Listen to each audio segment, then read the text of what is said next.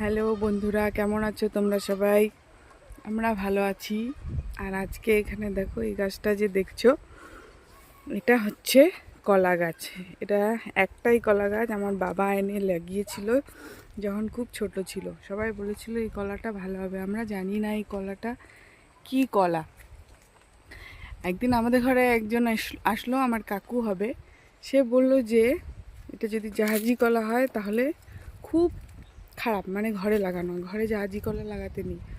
তো প্লিজ, গাছটা এত সুন্দর, তুলে ফেলতেও ইচ্ছা করছে না। তো প্লিজ তোমরা যদি জানো এটা কি কলা হতে পারে তাহলে একটু কমেন্টসে জানাও। যদি জাহাজি হয় তাহলে আমরা তুলে ফেলবো। আর এই গাছটিকে দেখে নাও ভালো করে, প্লিজ জানিও।